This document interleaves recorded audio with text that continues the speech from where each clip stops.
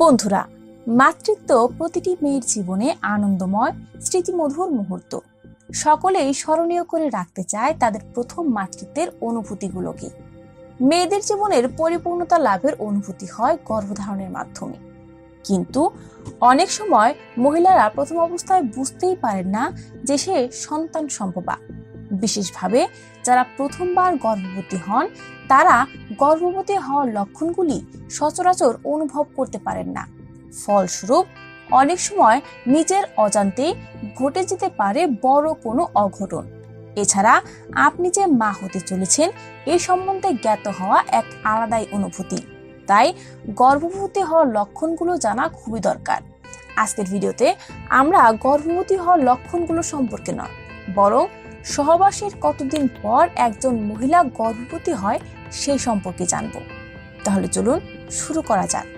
সহবাসের কতদিন পর একজন মহিলা গর্ভবতী হতে পারে তা সম্পূর্ণ নির্ভর করে সেই মহিলার শারীরিক ক্ষমতার উপর।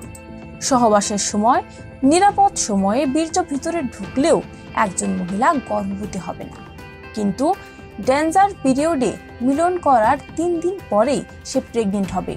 আর এটা নিশ্চিত হওয়া যাবে মাসিক যে তারিখে হওয়ার কথা সেই তারিখ থেকে 15 দিন পর প্রেগনেন্সি স্ট্রিপ দিয়ে চেক করার মাধ্যমে। আর বেশিরভাগ ক্ষেত্রে সহবাসের 2 থেকে 3 সপ্তাহের মধ্যে আপনি সম্পূর্ণরূপে বুঝতে পারবেন আপনি গর্ভবতী কিনা।